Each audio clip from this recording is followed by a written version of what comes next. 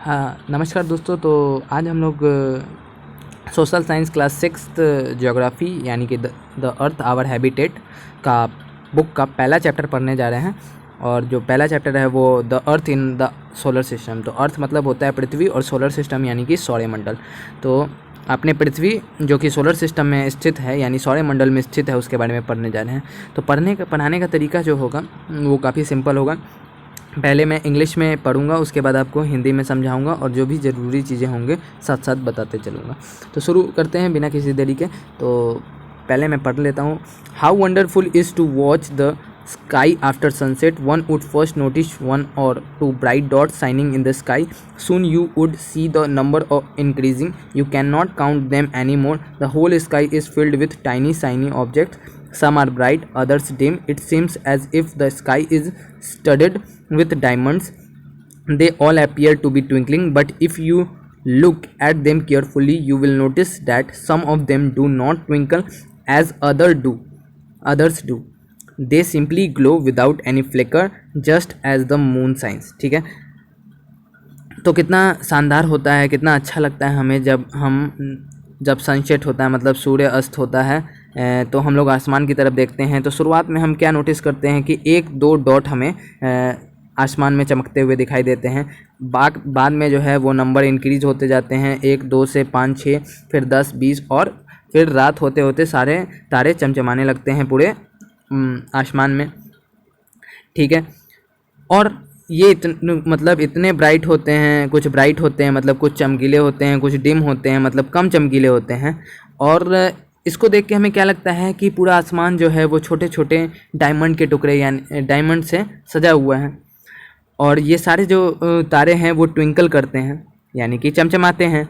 अगर आप गौर से देखते हैं तो कुछ जो ऐसे छोटे छोटे डॉट जो हैं आपको दिखाई देंगे आसमान में, जो कि ट्विंकल नहीं कर रहे होंगे, मतलब कि चमचमा नहीं रहे होंगे, सिर्फ वो ग्लो कर रहे होंगे मतलब चमक रहे होंगे, और फ्लिकर नहीं कर रहे होंगे मतलब टिमटिमाना जिसे हम लोग कहते हैं वो नहीं कर रहे होंगे। जैसे मून साइन करता है, मून टिमटिमाता नहीं है मतलब कि फ्लिकर नहीं करता है, उसी तरीक़ा से वो सारे भी ऑब्जेक्ट जो हैं सिर्फ ग्लो करेंगे, फ्लिकर नहीं करेंगे।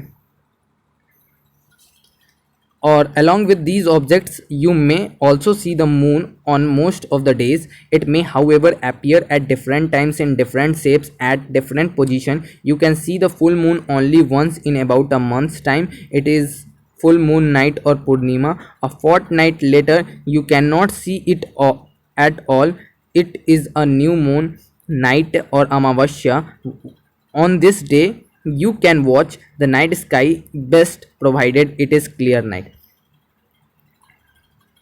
क्या कह रहा है कि पैराग्राफ हम लोगों ने कंप्लीट कर लिया। पैराग्राफ में आपको कोई दिक्कत नहीं होनी चाहिए। दूसरे पैराग्राफ में हमें कह रहा है कि जो भी ब्राइट ऑब्जेक्ट्स हैं, मतलब कि जो भी चमकते हुए ऑब्जेक्ट हैं, उनके साथ साथ एक चीज़ जो है जो हमेशा ज़्यादातर दिन कॉमन रहती है, जो हमें दिखाई देती है, वो होती है मून। और मून को हम लोग क्या कहते हैं? चंद्रमा। जो हमारा चंद्रमा है, चंदा मामा जो है, वो ज़्यादातर दिन दिखाई देते हैं। कुछ दिन मतलब फुल मून यानी कि पूरा चंद्रमा दिखाई देता है, कभी उसका आधा अलग अलग शेप में हमें चंद्रमा दिखाई देता है, और कुछ ऐसे दिन भी आते हैं जिस दिन हमें चंद्रमा नहीं दिखाई देता है। तो जिस दिन हमें पूरा चंद्रमा दिखाई देता है, जो कि महीने में एक बार ही होता है, उसे हम लोग फुल मून कहते हैं।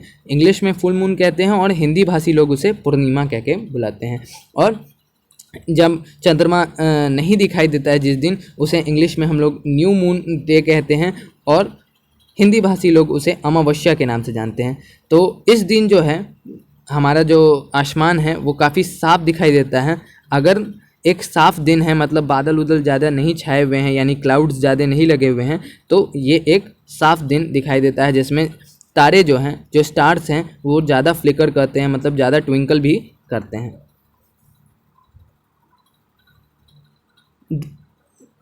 अगला पैराग्राफ पढ़ने जा रहा हूँ मैं। Do you wonder why can not we see the moon and all those bright tiny objects during day time? It is because the very bright light of the sun does not allow us to see all these bright object of the night sky. ठीक है। तो कभी आपने ये चीज़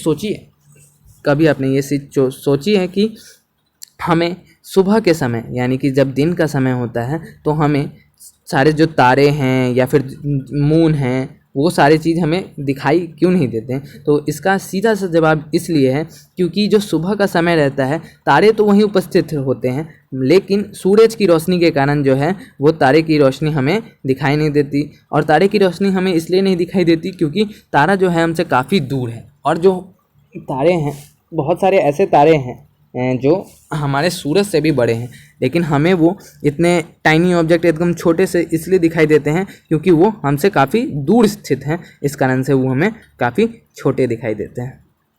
ठीक है, I think आपको ये 3 पैराग्राफ जो है क्लियर हो गया होगा। ठीक है, अगले पैराग्राफ पे पढ़ते हैं। तो the sun, the moon and all other shining in the night sky are called celestial body. तो जो भी चीज़ जो है आसमान में चमकती है उसे हम लोग क्या कहते हैं? सेलेस्टियल बॉडी कहते हैं। तो आसमान में कौन कौन सी चीज़ दिखाई देती है या फिर रोशनी देती है? तो सन, मून और भी बहुत सारे छोटे छोटे तारे जो हैं वो हमें देते हैं, तो उसे हम लोग सेलेस्टियल बॉडी कहते हैं। तो सेलेस्टियल बॉडी आपसे पूछ दिया जाएगा व्हाट इज सेलेस्टियल बॉडी? तो celestial body the sun, the moon and all the object shining in the sky are called celestial body. ठीक है, और फुल मून क्या होता है? तो जिस दिन पूरा चंद्रमा हमें दिखे और जिसे हम लोग हिंदी में पूर्णिमा भी कहते हैं। न्यू मून जिस दिन हमें चंद्रमा ना दिखे। और फुल मून महीने में कितने बार आता है? तो फुल मून महीने में 1 बार आता है। अगर फुल मून 1 बार आता है तो न्यू मून कितने बार आता है? तो वो भी 1 बार आता है। न्यू मून का मतलब नया चंद्रमा नहीं, न्यू मून कहते हैं, लेकिन न्यू मून का मतलब है उस दिन चंद्रमा उगे ही नहीं या फिर दिखे ही नहीं, उसे हम लोग अमावस्या भी कहते हैं। हिंदी भाषी लोग उसे अमावस्या कह के पुकारते हैं। ठीक है, अगले पैराग्राफ पे बढ़ते हैं। Some celestial bodies are very big and hot, they are made up of gases, they have their own heat and light which they emit in large amount, these celestial bodies are called star, the sun is a star. ठीक है, कुछ जो celestial body होते हैं वो काफ़ी बड़े होते हैं और काफ़ी गर्म भी होते हैं, और वो क्या चीज़ से बने होते हैं? गैसेस से मिलके बने होते हैं, और उनके पास खुद का हीट, खुद का लाइट होता है। कुछ जो सेलेस्टियल बॉडी होते हैं वो काफ़ी बड़े होते हैं और काफ़ी गर्म होते हैं। ठीक है, और वो क्या चीज़ से बन के? गैसेस से मिलके बनते हैं। हाँ, पदार्थ के 3 प्रकार, मैटर जो है अभी आप लोगों को 3 प्रकार पढ़ने हैं, तो सॉलिड, लिक्विड और गैस। अगर हायर क्लास में जाते हैं तो प्लाज्मा और बोस आइंस्टीन कंडेंसेंस के बारे में भी पढ़ना होगा, लेकिन जो 3 हैं बेसिक वो है सॉलिड, लिक्विड और गैस। सॉलिड मान लीजिए जो भी कुर्सी पे आप बैठे हुए हैं वो सॉलिड हो गया। लिक्विड जो वाटर जो आप पीते हैं उसे लिक्विड कहते हैं। गैस जो हमारे सराउंडिंग में है उसे हम लोग गैस कहते हैं। ठीक है, और जो कौन सी ऐसी ऑब्जेक्ट है, अगर आपसे पूछा जाए कि कौन सा ऐसा चीज़ है जो कि तीनों स्टेट में पाया जाता है, सॉलिड, लिक्विड और गैस, तो सबसे अच्छा एग्जांपल इसका वाटर है। वाटर जो है वो सॉलिड, लिक्विड और गैसियस स्टेट तीनों में पाया जाता है। सॉलिड स्टेट में कैसे पाया जाता है? अगर उस पानी को आप फ्रीज़र में रख दें यानी फ्रिज में रख दें और उसे रेफ्रिजरेटर में रख दें और उसे जमाने के लिए छोड़ दें तो वो बर्फ़ बन जाता है, बर्फ़ यानी कि आइस बन जाता है, और आइस जो है वो सॉलिड फॉर्म का है। उसी तरीक़ा से लिक्विड फॉर्म में तो वाटर रहता ही है, और गैसियस फॉर्म में जब आप वाटर को बॉयल करते हैं तो जो धुआं की तरह निकलता है, जो वेपर की तरह निकलता है, उसे हम लोग गैसियस वाटर भी कहते हैं। ठीक है, तो कुछ जो सेलेस्टियल बॉडी होते हैं वो काफ़ी बड़े और काफ़ी गर्म होते हैं। ठीक है, और क्या चीज़ से मिलके बनते हैं? तो गैस से मिलके बनते हैं। ठीक है, और उनके पास खुद का हीट, खुद का लाइट होता है, मतलब खुद की गर्मी, खुद की रोशनी होती है, और वो बहुत बड़े पैमाने पे जो है हीट और लाइट को इमिट करते हैं, मतलब फैलाते हैं एक दूसरे तक। ठीक है, और उस वैसे सेलेस्टियल बॉडी को हम लोग क्या कहते हैं? स्टार कहते हैं। और हमारा जो सूरज है, हमारा जो सन है, वो भी एक प्रकार का स्टार ही है। ठीक है, अगले पैराग्राफ पे बढ़ते हैं। तो countless twinkling stars in the night sky are similar to the sun, but we do not feel their heat और light, and they look so tiny because they are very very far from us. ठीक है, तो twinkling star मतलब बहुत सारे अनगिनत मात्रा में जो है स्टार प्रेजेंट हैं हमारे नाइट स्काई, यानी कि हमारे जब रात का समय होता है, रात के समय आसमान में इतने तारे हैं जिनको आप गिन नहीं सकते हैं। और ये जो है इनके पास खुद का हीट भी होता है और खुद का लाइट भी होता है, और इनका जो हीट है और लाइट है हम लोग फील नहीं कर पाते हैं, यानी महसूस नहीं कर पाते हैं, क्योंकि ये हैं वो हमसे काफ़ी दूर पे स्थित हैं, और दूर पे स्थित होने के कारण जो है ये हमें बहुत छोटे दिखाई देते हैं। अगर कुछ ऐसे तारे भी हैं, कुछ ऐसे स्टार भी हैं जो सूरज से भी बड़े हैं, लेकिन वो हमें छोटे इसलिए दिखाई देते हैं क्योंकि वो हमसे काफ़ी दूर पर स्थित हैं, इस कारण से वो हमें छोटे दिखाई देते हैं। तो क्या करा है कि कुछ आपको करना है खुद से, ठीक है। लेट्स डू मतलब कुछ करके दिखाइए। चलिए, यू विल नीड, आपको क्या चीज़ की ज़रूरत है? एक टॉर्च की ज़रूरत है, एक शीट ऑफ प्लेन पेपर की ज़रूरत है, एक पेंसिल की ज़रूरत है और एक निडल की ज़रूरत है, ठीक है। तो एक शीट ऑफ प्लेन पेपर एक ले लीजिए, एक पेंसिल ले लीजिए, एक निडल मतलब एक सुई ले लीजिए और एक टॉर्च ले लीजिए। स्टेप बाय स्टेप आपको काम करना है। पहला स्टेप है place the torch in the centre of the paper with its glass front touching the paper, ठीक है। आपको क्या करना है, टॉर्च को जो है सेंटर में रख देना है, ठीक है, पेपर के सेंटर में रख देना है, ठीक है, और एक ग्लास को रख देना है जो कि पेपर के फ्रंट को टच करे। अब क्या करना है, अब उस ग्लास की मदद से एक सर्कल क्रिएट कर देना है, एक सर्कल बना देना है, ठीक है। उसके बाद क्या करना है, perforate the paper with the needle with in the circled area, ठीक है। अब जो पेपर है उसको नीडल से हमें फाड़ लेना है, जो भी एरिया हम लोगों ने ग्लास को रख के सर्कल किया था उसका सर्कल वाले एरिया को हमें निकाल लेना है। Now place the perforated circle part of the glass on paper on the glass front end wrap the paper around the torch with a rubber band, ठीक है। अब जो पेपर हमने निकाला है उसको क्या करना है कि ग्लास पे लगा देना है और एक रबर बैंड से उसके बांध देना है, ठीक है। उसके बाद हमें इस चीज़ का ध्यान रखना है, take care that the switch off the torch is not cover. तो ऐसे हमें ध्यान रखना है कि जो स्विच हो टॉर्च का वो कवर ना हो। और in a dark room stand at some distance facing a plain wall, switch off the all other lights, now flash the torch light on the wall, you will see numerous dots of light on the wall like stars shining in the night, ठीक है। Switch, ठीक है। तो इसमें simply आपको क्या कर रहा है ना कि एक प्लेन पेपर ले लेना है, एक प्लेन पेपर के ऊपर ग्लास को रख देना है। अब ग्लास में क्या करना है कि निडल की मदद से मतलब सुई की मदद से बहुत सारे छोटे छोटे टाइनी छेद कर देने हैं। छेद करने पे और उस ग्लास से जो है लाइट को पास करवाना है और एक अंधेरे घर में सारे लाइटों को बंद कर देना है। उसके बाद उससे लाइट पास करवाना है, किससे? उस ग्लास से। अब जब ग्लास से आप लाइट पास करवाएंगे तो बहुत छोटे छोटे टीनी रोशनी वाले पार्टिकल्स आपको सामने दीवार पे दिखेंगे। तो यही इस एक्सपेरिमेंट आपको खुद से परफॉर्म करना है, ठीक है। अब क्या है, आगे बढ़ते हैं। You must have noticed that all objects look smaller when seen from a distance. How small an aeroplane looks when it is flying at a great height. आपने ज़रूर ये चीज़ ऑब्जर्व की होगी, ये चीज़ देखा होगा कि जब भी आप कोई भी चीज़ आपसे अगर दूर खड़ी है तो वो आपको छोटी दिखाई देती है। छोटी देख, जैसे कि एग्जांपल के तौर पे कि जब भी आप एरोप्लेन को देखते हैं, हवाई जहाज़ को देखते हैं उड़ते हुए, तो वो हमें छोटा दिखाई देता है, काफ़ी छोटा दिखाई देता है, लेकिन एक्चुअल में वो होता काफ़ी बड़ा है। तो छोटा इसलिए दिखाई देता है क्योंकि वो हमसे काफ़ी दूर पर स्थित है, ठीक है। While watching the night sky, you may notice various patterns formed by different groups of stars. They are also called constellations. Ursa Major or Big Bear is one such constellation. One of the most easily recognizable constellation is Saptarishi. Sapt मतलब 7, Rishi मतलब ages. It is a group of 7 stars that forms a part of Ursa Major constellation. Ask someone elder in your family or neighborhood to show you more stars, planets and constellation in the sky, ठीक है। जब भी आप आसमान की तरफ देखते होंगे तो बहुत सारे पैटर्न को आप लोग ऑब्जर्व किए होंगे कि बहुत सारे जो तारे हैं वो मिलकर एक पैटर्न बना रहे हैं। कभी बियर यानी भालू का पैटर्न बन रहा है, तो इस प्रकार के पैटर्न बनते हैं। तो जो पैटर्न बनते हैं उन्हें हम लोग कॉन्स्टेलेशंस कहते हैं। तो कुछ जो कॉन्स्टेलेशन है उनके एग्जाम्पल यहाँ दिए हुए हैं। अर्सा मेजर और बिग बेयर जैसे कॉन्स्टेलेशन जो हैं वो आसमान में बनते हैं। जो सबसे आसानी से देखा जाने वाला सबसे कंस्टेलेशन है वो है सप्तऋषि। सप्त मतलब होता है 7 और ऋषि मतलब सेजेस, ठीक है। तो ये क्या है सप्तऋषि? तो ये सात तारों का एक समूह को जो है हम लोग सप्तऋषि के नाम से जानते हैं। और जो कि उर्सा मेजर कंस्टेलेशन में है।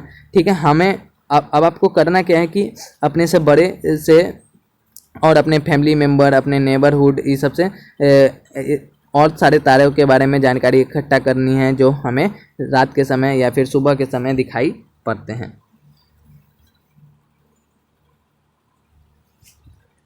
In ancient time, people used to determine direction during the night with the help of a star. The North Star indicates the north direction. It is also called the pole star.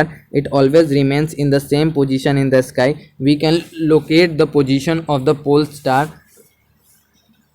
with the help of the Saptarishi. Look at figure 1.1. You will notice that if an imaginary lines are drawn joining the pointer stars and extended further, it will point to the pole star. ठीक है, तो पुराने ज़माने के जो लोग हैं वो डायरेक्शन यानी कि रास्ता पता करने के लिए, किसी चीज़ के बारे में डायरेक्शन पता करने के लिए क्या चीज़ का इस्तेमाल करते थे, तो तारों का इस्तेमाल करते थे।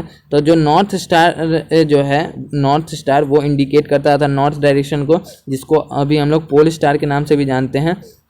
जो कि जो नॉर्थ स्टार था वो हमेशा एक ही पोजीशन पे रहता था, तो उससे हमें नॉर्थ डायरेक्शन का पता चल जाता था। उसके बाद नॉर्थ डायरेक्शन अगर पता चल गया तो हम लोग और सारे डायरेक्शन के बारे में पता कर सकते थे। We can locate the position of the pole star with the help of the Saptarishi. ठीक है, हम लोग भी क्या करते थे ना, पोल स्टार का पोजीशन भी पता कर सकते थे सप्तऋषि की मदद से। तो हमें क्या देखना है, फिगर 1.1 में देखना है कि सप्तऋषि जो है, सप्तऋषि के एकदम सीधे जो है वो नॉर्थ स्टार स्थित है, और नॉर्थ स्टार जो है वो हमेशा एक ही जगह पर स्थित रहता है, उसका लोकेशन में चेंज नहीं आता है। इस कारण से जो पुराने ज़माने के लोग थे, एंशियंट पीपल थे, वो सब क्या करते थे, नॉर्थ स्टार की मदद से डायरेक्शन की खोज करते थे। जैसे आपको कहीं जाना है तो आपको पता होना चाहिए ना कि अगर आपको किसी के यहाँ जाना है तो यहाँ से आपको राइट लेना है, फिर लेफ़्ट लेना है, नॉर्थ डायरेक्शन में जाना है, साउथ डायरेक्शन में, किस डायरेक्शन में आपको जाना है ये पता होना चाहिए, तभी आप उस डेस्टिनेशन पर पहुँच सकते हैं जहाँ आपको पहुँचना है।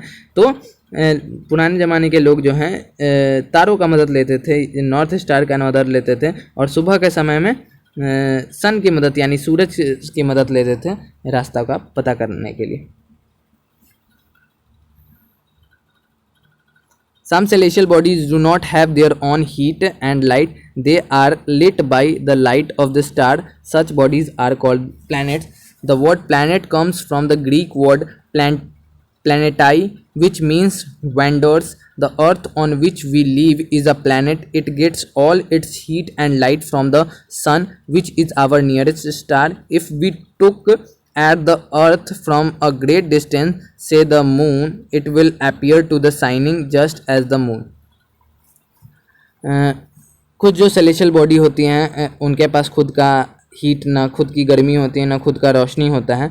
वो क्या करती हैं कि उनके जो तारे होते हैं उनके तारे को लेके और अपने आप को वो अपना जो रोशनी है वो कहाँ से प्राप्त करती हैं, तो तारों से प्राप्त करती हैं, स्टार से प्राप्त करती हैं। और वैसे सेलेशियल बॉडीज़ को हम लोग क्या कहते हैं, प्लैनेट्स कहते हैं। प्लैनेट्स यानी ग्रह कहते हैं। तो ये जो वर्ड प्लैनेट है वो कहाँ से आया है, तो वो ग्रीक वर्ड से आया, यानी कि ग्रीस की लैंग्वेज ग्रीक वर्ड से आया है। और ग्रीक वर्ड कौन से वर्ड से आया था, प्लैनेटाई वर्ड से आया है। और प्लैनेटाई मतलब क्या होता है, वेंडर्स होता है। ठीक है, तो जो हम लोग पृथ्वी पे रह रहे हैं, अर्थ को हिंदी में पृथ्वी कहते हैं, तो पृथ्वी पे जो हम लोग रह रहे हैं वो भी एक प्रकार का क्या है, प्लैनेट ही है। और इसके पास भी खुद का हीट या फिर लाइट नहीं है। ये सारा हीट और लाइट कहाँ से प्राप्त करता है, तो सन से प्राप्त करता है, जो कि हमारा सबसे करीबी तारा है। ठीक है, अगर हम लोग पृथ्वी को भी यानी कि अर्थ को भी काफ़ी दूर से देखें तो हमें क्या पता चलेगा कि वो भी मून यानी चंद्रमा की तरह। मान लीजिए कि अगर हम लोग अर्थ को मून से देखते हैं, मून पे जाके हम लोग अर्थ को देखते हैं, तो वो भी जो है टिमटिमाएगा नहीं, चमकता हुआ एक ऑब्जेक्ट हमें बस दिखाई देगा रात के समय।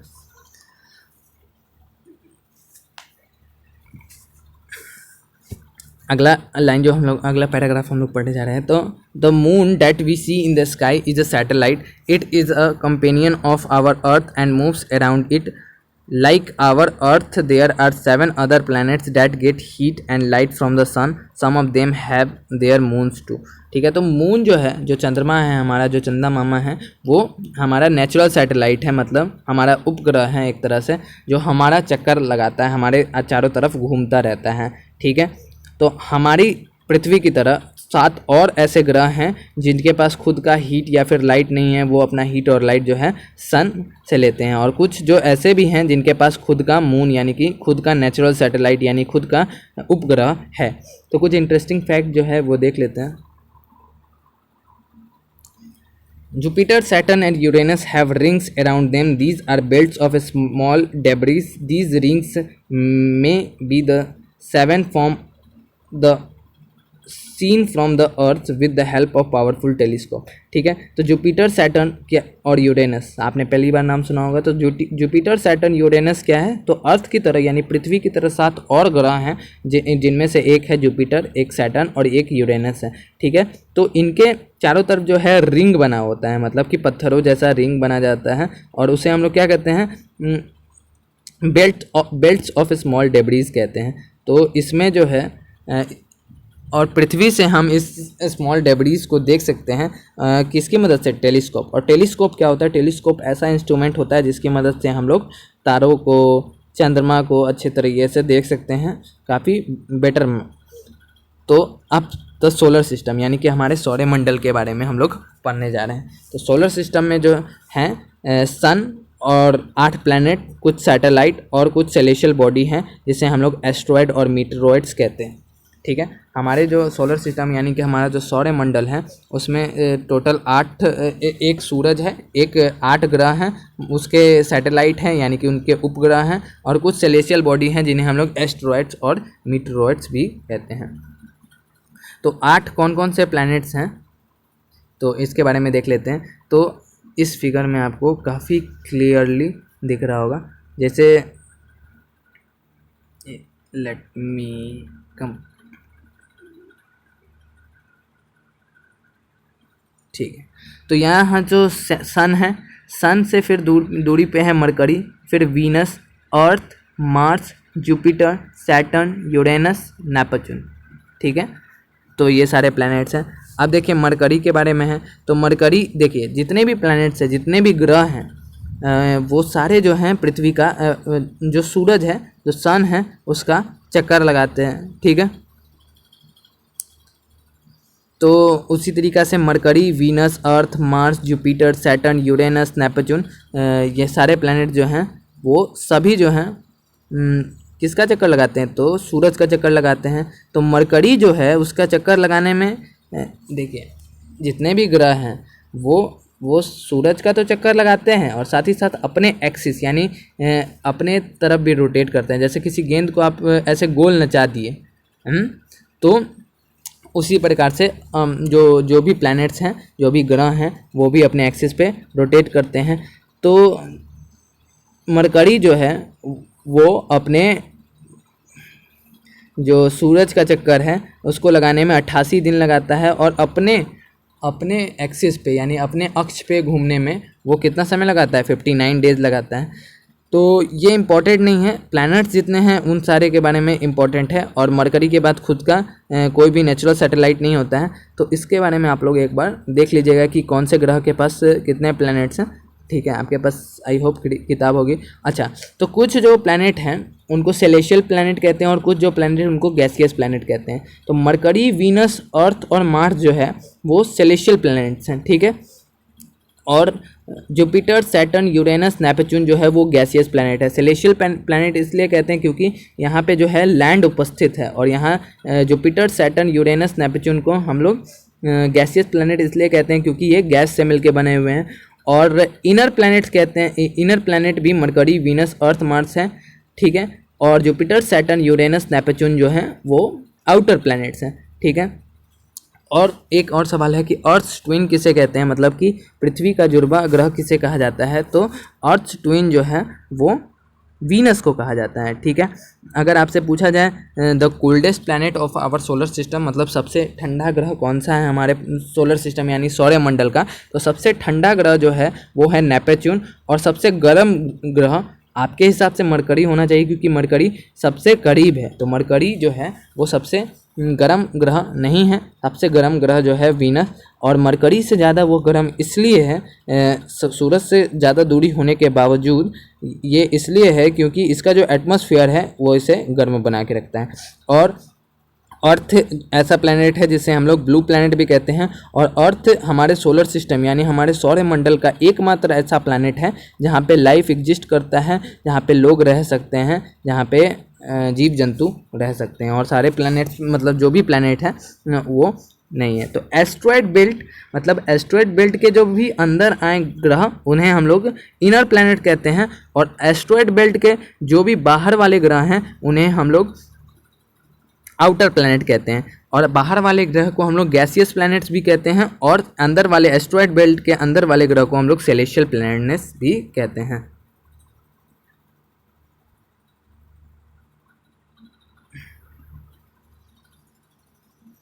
ठीक है, द सन, सूरज के बारे में हम लोग पढ़ रहे हैं। The sun in the centre of the solar system, it is huge and made up of extremely hot gases. It provides the pulling force that binds the solar system. The sun is the ultimate source of heat and light for the solar system, but that tremendous heat is not felt so much by us because despite being our nearest star, it is far away from us. The sun is about 150 million kilometer away from the earth. ठीक है, तो जो सन है, जो सूरज है, वो हमारे solar system यानी कि हमारे सौरमंडल के एकदम सेंटर में स्थित है, मतलब एकदम बीचों बीच स्थित है। और ये काफ़ी बड़ा है और मतलब बहुत सारे गर्म गैसों से मिल के बना है।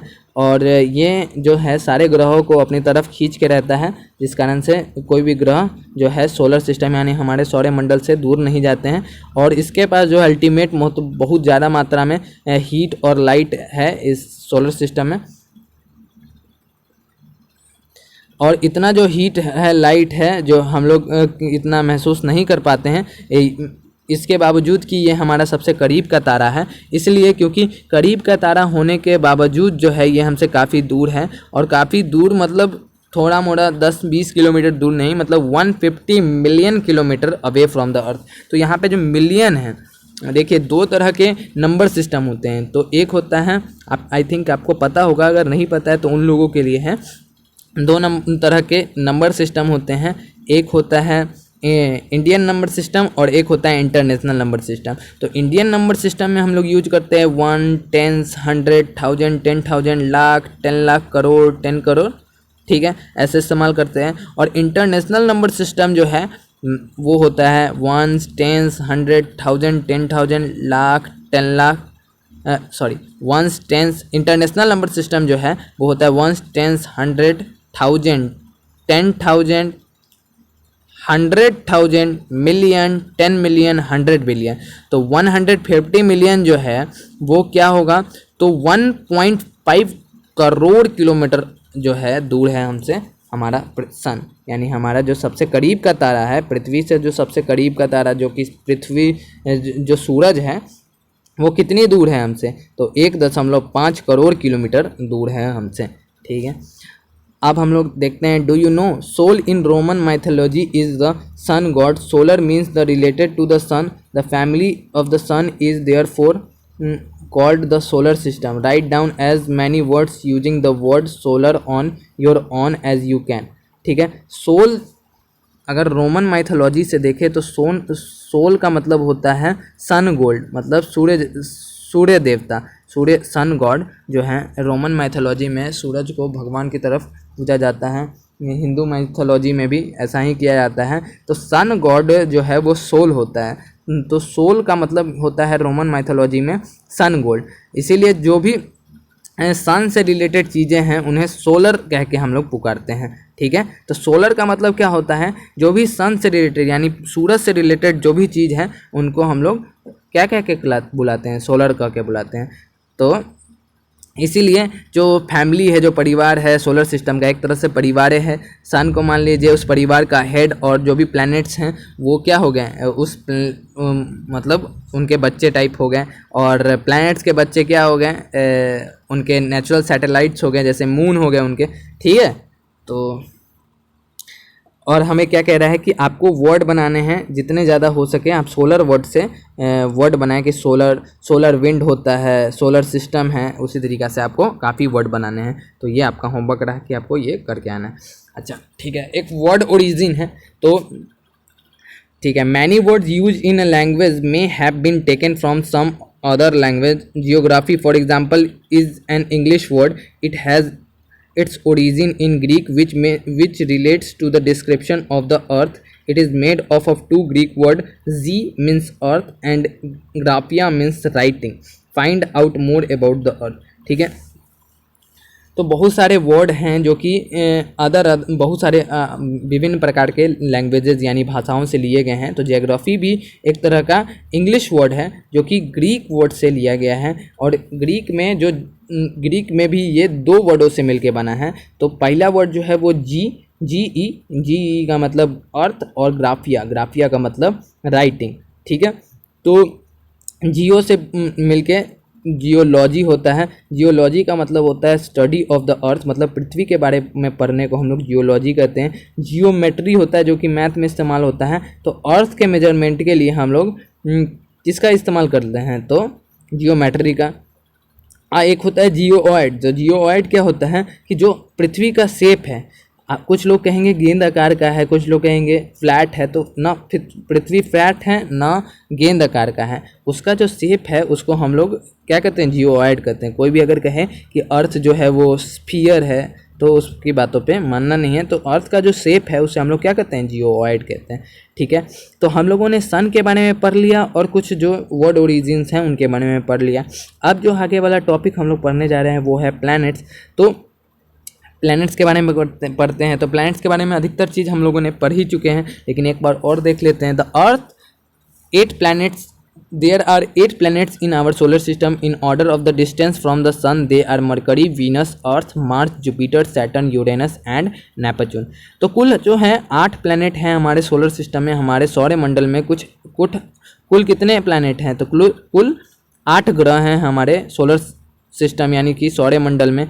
तो अगर डिस्टेंस मतलब सूरज से दूरी देखें तो सबसे करीब जो है वो सूरज से मरकरी है, फिर वीनस, फिर अर्थ, फिर मार्स, फिर जुपिटर, फिर सैटर्न, फिर यूरेनस और फिर जो है नेपच्यून आता है। ठीक है, अच्छा आपको अगर मेमोराइज मतलब याद करना है कि कैसे प्लैनेट है, मतलब अगर ज़्यादा बार आप पढ़ते हैं बुक को तो आपको ऐसे ही याद हो जाता है, लेकिन फिर भी आपको अगर जल्दी से याद करना है तो एक इजी सा तरीका है प्लैनेट्स का ऑर्डर के साथ साथ, मतलब कि सूरज से दूरी के साथ साथ याद करने का। वो है कि आप एक सेंटेंस मैं आपको बता रहा हूँ उसको आप लोग पढ़ लीजिए, जैसे कि my very efficient mother just served us nuts. ठीक है, तो ये एक सेंटेंस हो गया। तो my very efficient mother just served us nuts. ठीक है, तो यहाँ का जो माई का जो एम है वो मरकरी को डिनोट कर रहा है, वेरी का जो वी है वो वीनस को डिनोट कर रहा है, एफिशिएंट का ई जो है वो अर्थ को डिनोट कर रहा है, मदर का एम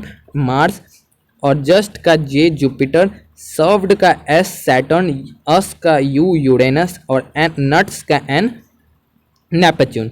और ये ऑर्डर है सूरज से दूरी का भी। तो मरकरी सबसे पास है, फिर वीनस है, फिर अर्थ है, फिर मार्स है, फिर जुपिटर है, फिर सैटर्न है, फिर यूरेनस है और एक फिर नेपच्यून है। और एक और प्लैनेट पहले हुआ करता था जिसे हम लोग प्लूटो कहते थे। तो प्लूटो जो था वो अब प्लैनेट की कैटेगरी में नहीं है, अब वो क्या कहलाता है, ड्वार्फ प्लैनेट कहलाता है, यानी कि बौना ग्रह कहलाता है। ठीक है, आगे पढ़ते हैं। All the 8 planets of the solar system move around the sun in fixed paths. These paths are elongated. They are called orbits. Mercury is nearest to the sun. It takes only about 88 days to complete one round along its orbit. Venus is considered as Earth twin because its size and shape are very much similar to that of the Earth। ठीक है, तो total कितने planets हैं हमारे solar system में, 8 planet हैं, जो कि सारे 8 प्लैनेट जो हैं एक फिक्स्ड पाथ पे जो है पृथ्वी के चारों तरफ चक्कर लगाते हैं। और ये जो पाथ है वो इलोंगेटेड होता है, मतलब एक समान नहीं होता है, कहीं लंबा कहीं छोटा टाइप का होता है। और इस इलोंगेटेड पाथ को हम लोग क्या कहते हैं, ऑर्बिट कहते हैं। मरकरी जो है सन के यानी सूरज के सबसे करीब का प्लैनेट है और इसको जो है सबसे कम समय लगता है क्या चीज़, एक राउंड करने में सन का यानी सूरज का एक चक्कर लगाने में इसको सबसे कम समय लगता है। और कितना समय लगता है, तो 88 डेज जो है उसको लगते हैं पृथ्वी का सूरज का चक्कर लगाने में, यानी कि सन का चक्कर लगाने में। और वीनस जो है उसे अर्थ का जुड़वा कहा जाता है, क्योंकि उसका जो साइज है, उसका जो शेप है, मतलब उसका लंबाई छोटाई देखने पे लगता है कि वो अर्थ का तरह ही है, इसलिए उसे क्या कहा जाता है, अर्थ ट्विन यानी अर्थ का जुड़वा। Till recently, August 2006, Pluto was also considered a planet. However, in a meeting of the International Astronomical Union, a decision was taken that Pluto, like other celestial bodies, Sirius 2003 UB 313 discovered in recent past may be called dwarf planet। ठीक है, तो 2006 अगस्त 2006 से पहले जो Pluto है उसे हम लोग प्लैनेट की तरह ट्रीट करते थे, प्लैनेट ही समझते थे, उसको ग्रह ही समझते थे। लेकिन एक मीटिंग हुई इंटरनेशनल एस्ट्रोनॉमिकल यूनियन द्वारा, जिसमें यह डिसाइड किया गया है कि प्लूटो को, जैसे कि दूसरे सेलेस्टियल बॉडी जैसे सेरस हो गया 203 UB 313 जो कि ड्वार्फ प्लैनेट की गिनती में आते थे, उसे भी ड्वार्फ प्लैनेट ही बना दिया जाए।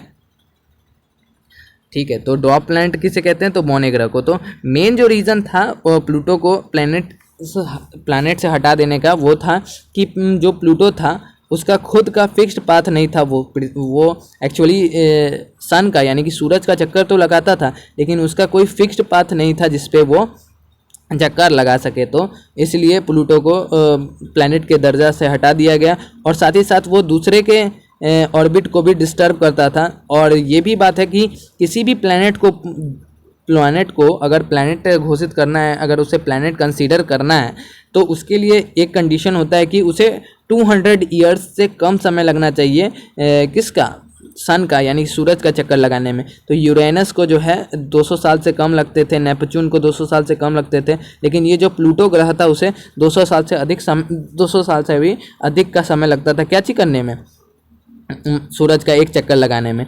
अगर सूरज और पृथ्वी के बीच में कोई और प्लैनेट या फिर मान लीजिए चंद्रमा आ जाता है तो क्या ऑकर होता है, तो सोलर इक्लिप्स ऑकर होता है।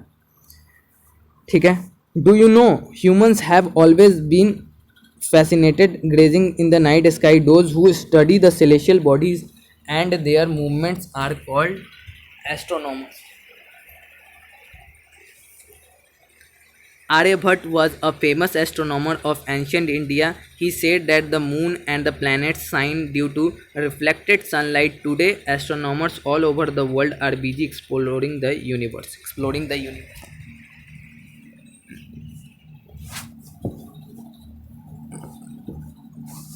तो डू यू नो, मतलब आप जानते हैं कि जो ह्यूमंस हैं, मतलब जो लोग हैं, वो काफ़ी फैसिनेटेड होते हैं क्या चीज़ करने में, मतलब नाइट स्काई, मतलब तारे, मतलब आसमान के बारे में जानने के लिए और सेलेस्टियल बॉडीज़ के बारे में जानने के लिए।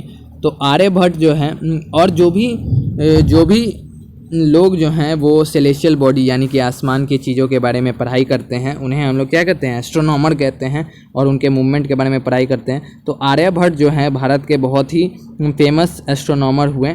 ठीक है, तो जो उनका ही कहना था कि जो भी मून है, जो भी चंद्रमा है और जो भी ग्रह हैं जो कि चमकते हैं, वो क्यों चमकते हैं, तो वो सूरज की रोशनी लेकर ही चमकते हैं। और आज के जो एस्ट्रोनॉमर्स हैं वो सभी व्यस्त हैं क्या चीज़, मतलब यूनिवर्स की एक्सप्लोर करने में, यूनिवर्स की खोज करने में। ठीक है, तो हम लोगों ने प्लैनेट्स के बारे में देख लिया। अब हम लोग जो देखने जा रहे हैं वो है द अर्थ के बारे में।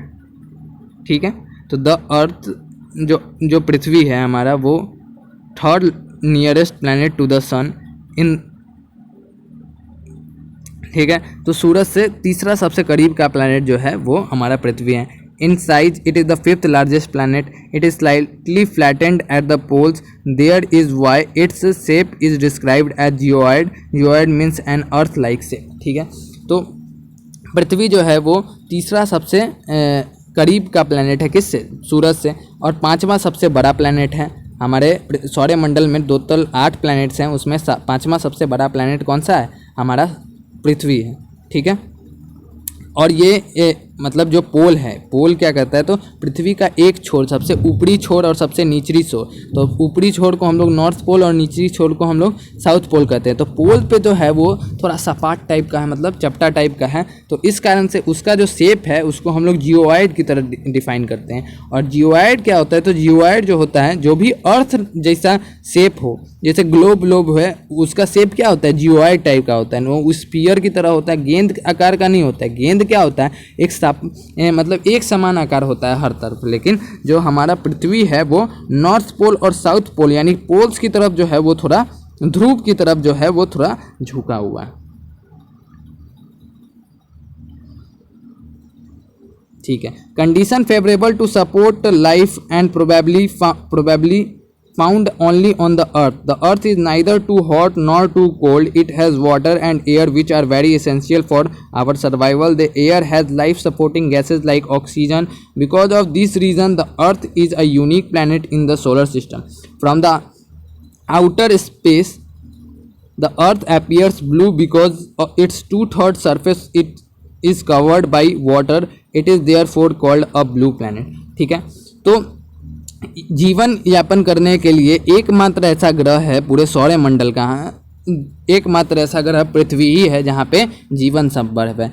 इसलिए जीवन संभव है क्योंकि यहाँ पे न ज़्यादा मात्रा में ठंड पड़ती है, न ज़्यादा मात्रा में गर्मी होती है। ठीक है। तो यहाँ पे क्या क्या उपस्थित है, तो वाटर भी उपस्थित है, हवा भी उपस्थित है। तो अगर आपसे पूछा जाए आपके जीवन यापन के लिए सबसे महत्वपूर्ण चीज़ क्या है, सबसे इम्पोर्टेंट चीज़ क्या है, तो आप क्या कहेंगे कि आपके जीवन यापन के लिए सबसे इम्पोर्टेंट चीज़, सबसे एसेंशियल चीज़ जो है आपके सर्वाइवल के लिए वो क्या है? गैसेस, जैसे कि ऑक्सीजन यानी सांस लिए बिना आप नहीं रह सकते हैं, या फिर पानी पिए बिना आप नहीं रह सकते हैं, खाना खाए बिना लोग जो है बहुत सारे दिन रह भी सकते हैं, लेकिन पानी पिए बिना या फिर बिना सांस लिए हुए आप 3 मिनट 4 मिनट भी नहीं रह सकते हैं। तो ये 2 इम्पॉर्टेंट चीज़ हैं, और जो सबसे इम्पॉर्टेंट चीज़ है वो उपस्थित है पृथ्वी पे, इस कारण से यहाँ पे लाइफ पॉसिबल है। अगर आप आउटर स्पेस का मतलब कि कहीं बाहरी जगह, अगर आप सौरमंडल में कहीं किसी दूसरे ग्रह से पृथ्वी को देखते हैं तो पृथ्वी आपको ब्लू कलर का दिखाई देगा, यानी नीले कलर का दिखाई देगा। और नीला कलर इसलिए दिखाई देगा क्योंकि 2/3 भाग जो है पृथ्वी का वो पानी से भरा हुआ है, और इसीलिए इसे हम लोग ब्लू प्लैनेट्स भी कहते हैं। ठीक है। डू यू नो, क्या आप जानते हैं कि light travels at the speed of about 3 lakh kilometre per second, yet even with this speed the light of the sun takes about 8 minutes to reach the earth. ठीक है। क्या आप जानते हैं कि जो लाइट का स्पीड है वो क्या है, 3 लाख किलोमीटर प्रति सेकेंड, मतलब 1 सेकेंड में 3 लाख किलोमीटर जो है लाइट ट्रैवल करता है। फिर भी जो है लाइट को सूरज से पृथ्वी तक पहुंचने में 8 मिनट तक का समय लग जाता है। और ये जो 3 लाख किलोमीटर लिखा हुआ है यहाँ पे, अगर इंटरनेशनल नंबर सिस्टम में इसे पढ़ें तो 300,000 किलोमीटर ये होगा।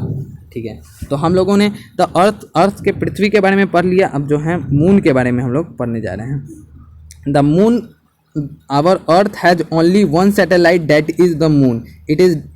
Its diameter is only 1/4 that of the Earth. It appears so big because it is nearer to our planet than other celestial body. It is about 3,84,400 kilometers away from us. Now you can compare the distance of the Earth from the Sun and from the Moon. ठीक है। क्या कह रहा है कि अर्थ के पास एक ही satellite है, मतलब एक ही उपग्रह है जो कि मून है, जो हमारा चंद्रमा है, जो उसका डायमीटर है। डायमीटर क्या होता है, तो मतलब जैसे कोई भी फिगर है, मतलब अगर मान लीजिए कोई एक सर्कल है, उसका डायमीटर पता करने के लिए क्या किया जाता है, कोई भी लाइन जो कि उसके 2 छोरों को छूती हुई सेंटर से पास कर रही है उसे हम लोग क्या कहते हैं, डायमीटर कहते हैं। ठीक है। तो उसका जो डायमीटर है 1/4 है, 1/4 है, मतलब 1/4 है किसके, पृथ्वी का। पृथ्वी का जो डायमीटर है उसका 1/4 भाग जो है वो किसका डायमीटर है, वो चंद्रमा का डायमीटर है। और ये हमें इसलिए बड़ा दिखाई देता है क्योंकि ये जो है हमारे सबसे करीब का सेलेस्टियल बॉडी है, मतलब सबसे करीब दिखाई देने वाला। और इसका जो दूरी है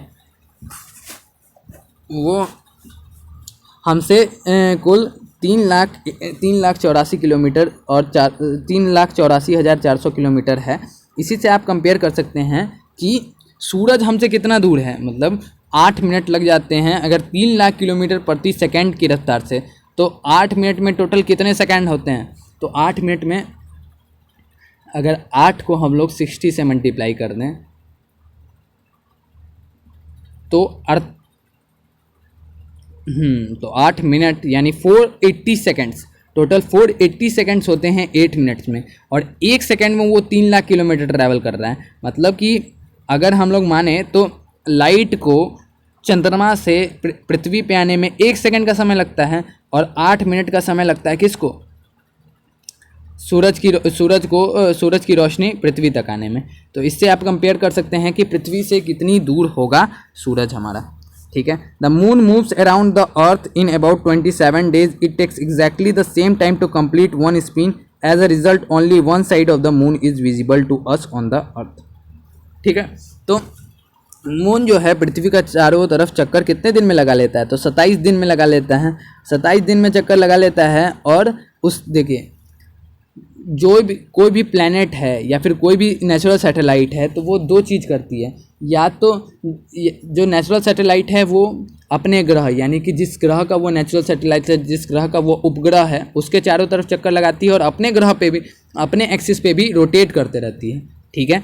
पृथ्वी भी उसी तरीके से अपने एक्सिस पे भी रोटेट करते रहता है और सूरज का भी चक्कर लगाते रहता है। तो सूरज का चक्कर लगाने में पृथ्वी को 365 दिन लगते हैं और अपने एक्सिस पे रोटेट करने में उसको कितना समय लगता है? तो 1 दिन का समय लगता है। 1 दिन का समय लगता है तो वो दिन रात हो जाता है, एक्सिस पे अपने रोटेट करता है। और जब वो पूरे सूरज का चक्कर पृथ्वी लगाता है तो वो 365 दिन लगता है। 365 दिन और 6 घंटे लगते हैं।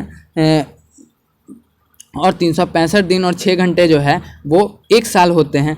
और 6 घंटे जो 4 साल मिलके क्या बन जाते हैं? 24 घंटे। और 24 घंटे कितना होता है? 1 दिन के बराबर होता है। तो इसी कारण से जो है हर 4 साल पे जो है एक लीप ईयर आता है।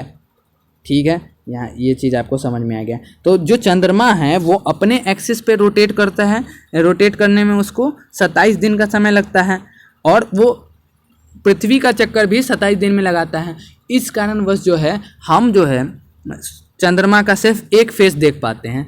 इसलिए चंद्रयान 2 जो मिशन था वो दूसरे फेस पे जाके लैंड हो गया था, जिस कारण से कुछ गड़बड़ी हो गई थी। ठीक है।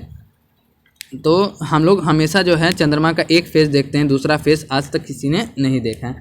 ठीक है। कुछ इंटरेस्टिंग फैक्ट्स के बारे में देख लेते हैं। तो Neil Armstrong was the first man to step on the surface of the moon on 20 July 1969। Find out whether any Indian has landed on the moon. ठीक है। तो क्या कह रहा है? नील आर्मस्ट्रॉन्ग जो हैं वो पहले इंसान थे जो कि मून पे सबसे पहला कदम रखे थे। ठीक है।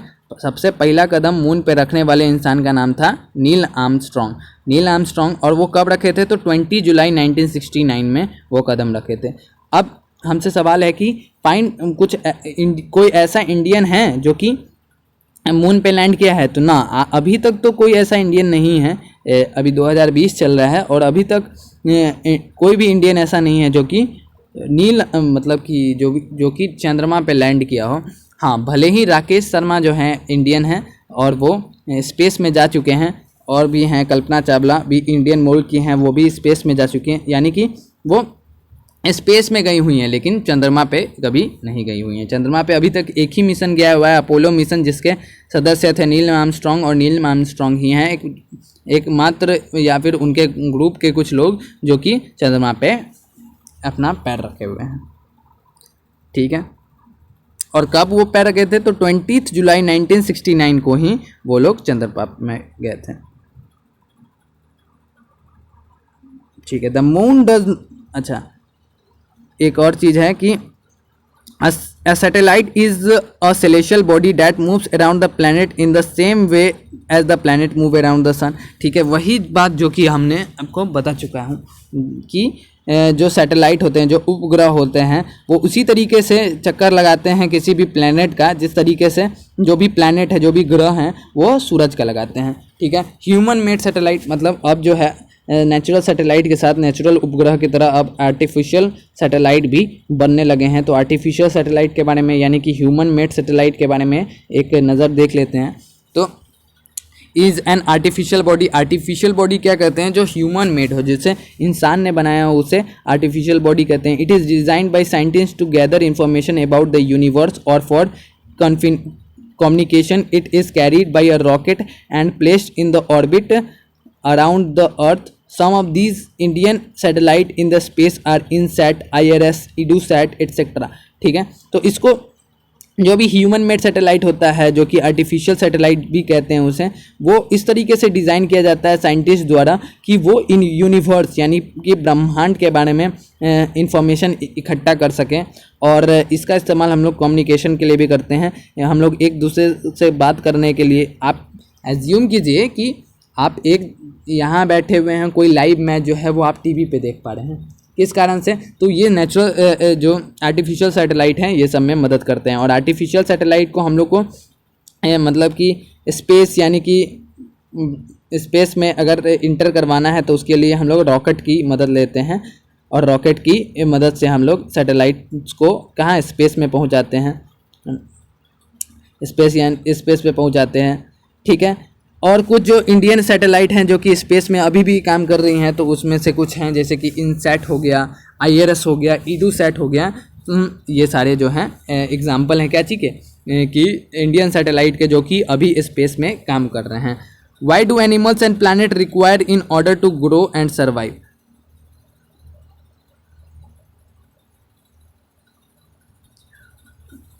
ठीक है, तो एक सवाल है, इसका जवाब आपको देना है। मैं इसका मतलब आपको समझा देता हूँ कि क्यों जो जानवर हैं और जो पौधे हैं उन्हें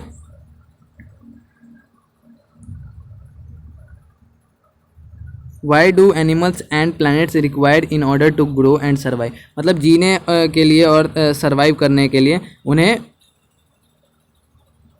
क्या ज़रूरी है। ठीक है, यही है, मतलब उतना भी इम्पोर्टेंट नहीं है। ठीक है, रॉकेट लॉन्च कैसे होता है ये देख लीजिए, इस चित्र में बहुत ही शानदार तरीके से दिखाया गया है। तो रॉकेट लॉन्च होता है, उसके बाद वो स्प्लिट होता है यानी टूट जाता है, और जो इम्पोर्टेंट पार्ट होता है, जो सैटेलाइट होता है, वो ऑर्बिट में इंटर कर लेता है और वो पृथ्वी के चारों तरफ चक्कर लगाने लगता है। The moon does not have condition favourable for life, it has mountain, plains and depression on its surface. These cast shadows on the moon surface. Look at the full moon and observe these shadows. ठीक है, तो moon के पास ऐसा मतलब कोई भी condition नहीं है जहाँ जिस कारण से वहाँ पे भी लाइफ पॉसिबल हो सके, तो इस कारण से वहाँ पे लाइफ पॉसिबल नहीं है। और वहाँ पे बहुत सारे पहाड़ वहाड़ टाइप भी हैं जो कि आपको दिखाई दे सकते हैं। अगर आप जब रात के समय चंद्रमा को देखते हैं तो उस पर जो धब्बे टाइप के हैं वो सब यही चीज़ को दर्शाते हैं। तो अब हम लोग जो पढ़ने जा रहे हैं वो है एस्ट्रॉइड्स। एस्ट्रॉइड्स क्या होते हैं, तो एस्ट्रॉइड का यहाँ पे आपको 1.5 में चित्र दिया हुआ है। एस्ट्रॉइड इस प्रकार का होता है, apart from the stars, planets and satellite, there are numerous tiny bodies which also move around the sun. These bodies are called asteroids. They are found between the orbit of Mars and Jupiter. Scientist are of the view that asteroids are parts of planet which exploded many years ago. ठीक है, तो star, planet यानी कि तारे, planet और satellite यानी उपग्रह के अलावा भी जो हैं बहुत सारे बॉडीज़ यानी कि बहुत सारी वस्तुएं जो हैं इस सन के चारों तरफ घूमती हैं, वैसी बॉडी को हम लोग क्या कहते हैं, एस्ट्रॉयड कहते हैं। और ये ज़्यादातर कहाँ पाए जाते हैं, तो मार्स और जुपिटर के मतलब बेल्ट में पाई जाती हैं, मतलब उनके चारों तरफ चक्कर लगाते हुए पाई जाती हैं। और साइंटिस्ट यानी कि वैज्ञानिकों का ये मानना है कि जो एस्ट्रॉयड्स हैं वो क्या हैं, एक तरह से प्लैनेट का ही पार्ट हैं। दो प्लैनेट के टकराने से उन दोनों के बिखरे हुए पार्ट जो चारों तरफ सूरज का चक्कर लगाने लगे हैं उन्हें हम लोग एस्ट्रॉयड्स कहते हैं। तो एक होता है एस्ट्रॉयड्स और दूसरा होता है मीटिरोइड्स। तो मीटिरोइड्स क्या होता है इसके बारे में देख लेते हैं। तो मीटिरोइड्स होता है the small pieces of rocks which move around the sun are called meteoroids. Sometime these meteoroids come nearer the earth and tend to drop upon it. During this process, due to the friction with the air, they get heated up and burn. It causes a flash of light. Sometimes a meteor, without being completely burnt, falls on the earth and creates a hollow. ठीक है, meteoroids क्या होता है, तो asteroid जो होते हैं वो काफ़ी भारी भरकम और काफ़ी बड़े होते हैं एज़ कम्पेयर टू मीटेरॉइड्स। तो छोटे छोटे रॉक के मतलब छोटे छोटे पत्थर के टुकड़े जो होते हैं जो कि स्पेस में मतलब हैं और सूरज के चारों तरफ चक्कर लगा रहे हैं, उन्हें हम लोग मीटेरॉइड्स कहते हैं।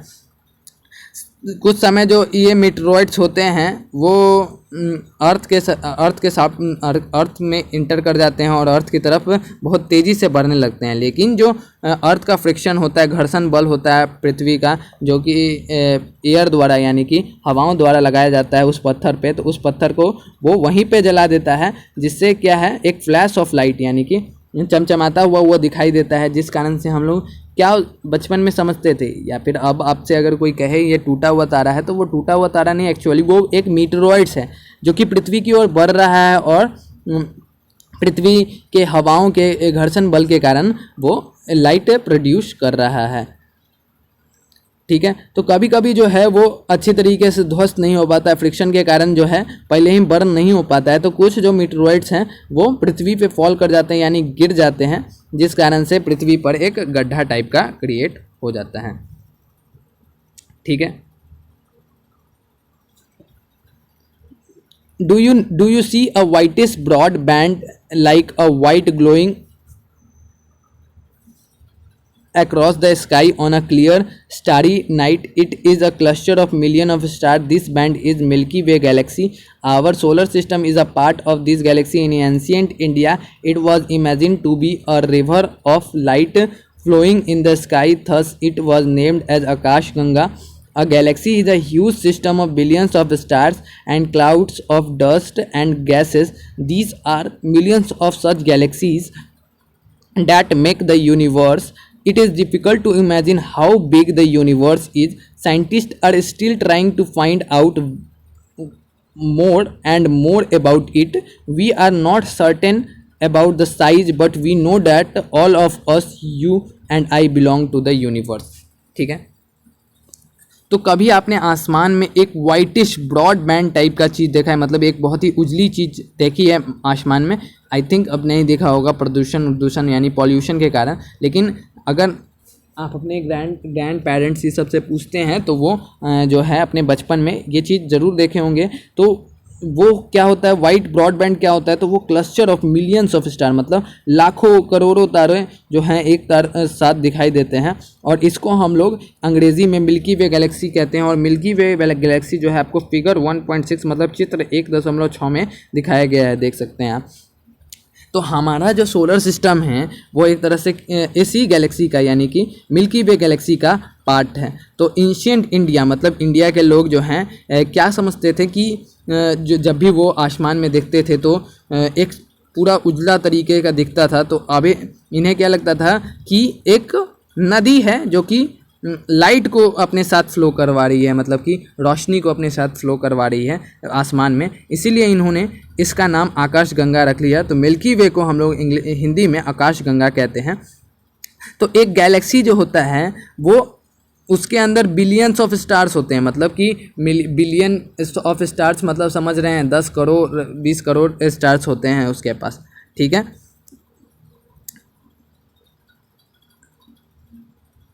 अच्छा, और बहुत सारे स्टार क्लाउड्स मतलब बादलें, डस्ट और बहुत सारे गैसेस होते हैं, और बहुत सारे मिलियन ऑफ गैलेक्सी मतलब कि गैलेक्सी में मिलियंस ऑफ स्टार्स यानी बिलियंस ऑफ स्टार्स होते हैं, और उस मिलियंस ऑफ स्टार्स से मिलके मिलियंस ऑफ गैलेक्सी से मिलके हमारा जो यूनिवर्स, हमारा जो ब्रह्मांड है वो बना हुआ है। तो हमारे लिए यह काफ़ी कठिन है कि हमें ये पता कर पाना कि हमारा जो यूनिवर्स यानी कि जो हमारा ब्रह्मांड है वो कितना बड़ा है।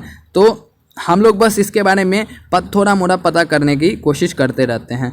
हम लोग कुछ जानते हैं जैसे कि इसका ब्रह्मांड का साइज कितना है, लेकिन एक चीज़ जो है वो कंफर्म है कि हम सभी जो हैं इस ब्रह्मांड का पार्ट है, यानी कि इस यूनिवर्स का पार्ट है।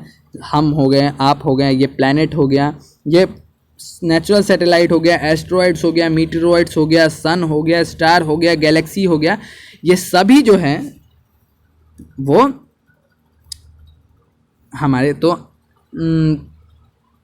अगर आप देखें तो सोलर सिस्टम में हमारे जैसे कितने प्लैनेट्स हैं। हमारा एक प्लैनेट पृथ्वी है यानी अर्थ है, अर्थ जैसे 8 प्लैनेट्स हैं टोटल हमारे सोलर सिस्टम में, और उसका हेड कौन है? सन है।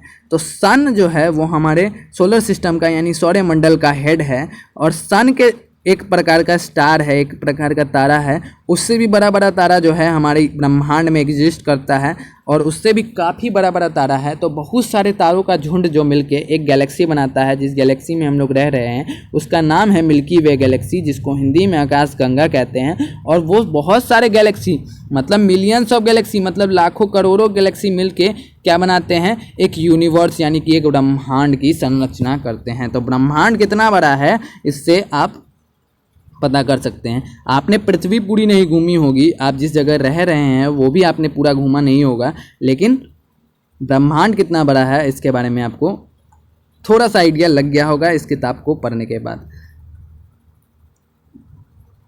अच्छा, can you relate yourself with the universe? Now you are on the earth and the earth is ठीक है, जो चीज़ मैंने बताई है सेम टू सेम ये चीज़ यहाँ पे बताई गई है। मतलब और पृथ्वी पे आपके जैसे कितने लोग रहते हैं, और पृथ्वी से बड़ा सोलर सिस्टम है, सोलर सिस्टम से बड़ा मिल्की वे गैलेक्सी, और जो यूनिवर्स है वो तो सबसे बड़ा है बेकरे। तो जियोग्राफी का जो पहला चैप्टर था वो आज समाप्त तो हो गया है। ठीक है, द अर्थ आवर हैबिटेट जो है वो चैप्टर आज हम लोगों ने कंप्लीट कर लिया है। तो इससे रिलेटेड कुछ क्वेश्चन है जो आपका होमवर्क है वो आपको बना के लाना है। ठीक है, आप इस क्वेश्चन को बना के लाइए, और उसके बाद हम लोग डिस्कस करेंगे। एक छोटा सा वीडियो बना दूंगा जिसमें मैं इस सारे क्वेश्चंस को डिस्कस कर लूँगा। चलिए, तो तब तक के लिए गुड बाय, और एक नए वीडियो के साथ हाजिर होंगे, एक नए चैप्टर के साथ। दूसरा चैप्टर हम लोग पढ़ेंगे। ठीक है, तो यहाँ पे जो है आपका जो वेरी फर्स्ट चैप्टर है आपके जियोग्राफी बुक का, द अर्थ आवर हैबिटेट जो बुक है उसके बारे में हम लोगों ने उसका जो पहला चैप्टर था उसे पढ़ लिया। तो एक बार आपको खुद से इसको रीडिंग डालना है, रीडिंग डालिए, आपको बहुत सारे बेनिफिट मिलेगा। आई थिंक मैंने आपको अच्छे से समझा दिया है। अगर आपको कुछ नहीं समझ में आया तो कृपया करके कमेंट करें, हम उसके बारे में सोचेंगे। ठीक है, तो मिलते हैं आपसे अगले वीडियो में।